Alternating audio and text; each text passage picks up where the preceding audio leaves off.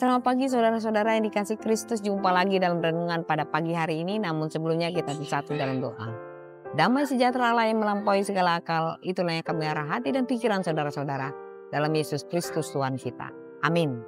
Firman Tuhan pada pagi hari ini tertulis di dalam Yesaya 41 ayat 13. Sebab aku ini Tuhan Allahmu memegang tangan kananmu dan berkata kepadamu, janganlah takut, akulah Tuhan yang menolong engkau. Demikian firman Tuhan. Kepastian dalam proses perubahan.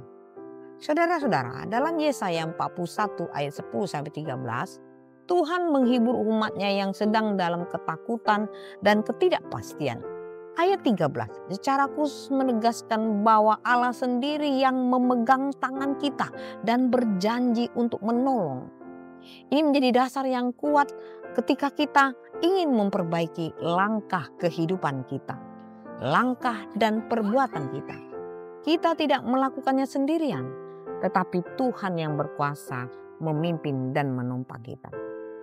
Saudara-saudara, yang pertama Allah memegang tangan kita, kepastian dalam proses perubahan.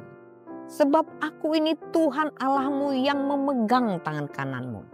Tangan kanan melambangkan kekuatan, kehormatan, dan otoritas.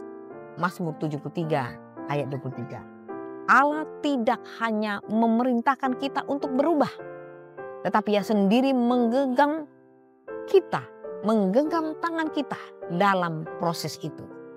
Ketika kita gagal, mengalami kegagalan, ingatlah bahwa Tuhan masih memegang tangan kita. Kita tidak terjatuh sendirian. Kita tidak dalam kesendirian. Yang kedua, janganlah takut penghiburan di tengah kegagalan. Dan berkata kepadamu, janganlah takut. Ketakutan sering menjadi penghalang untuk kita bertobat dan berubah.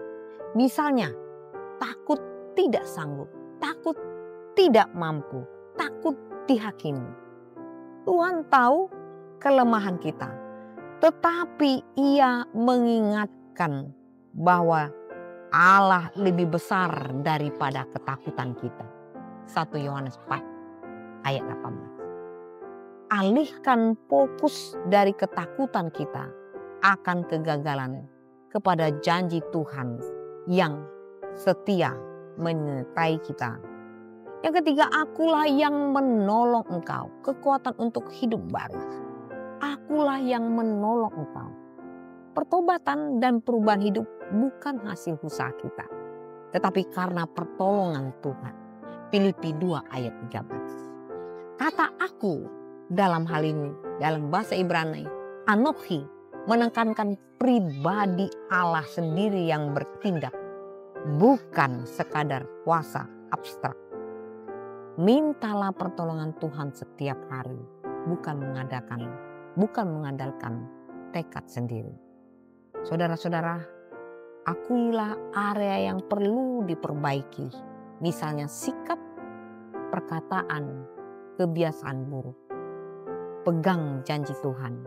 Setiap kali kita merasa lemah dan takut, ingatlah bahwa Ia memegang tangan kita. Hidup dalam kebenaran dengan ketergantungan penuh kepada Tuhan. Berdoalah, Tuhan, Engkau yang memegang tanganku. Tolonglah aku berjalan dalam jalan-Mu. Jangan biarkan ketakutan menghentikanmu. Kegagalan kemarin tidak menentukan hari ini. Tuhan masih memberikan kasih karunia yang baru.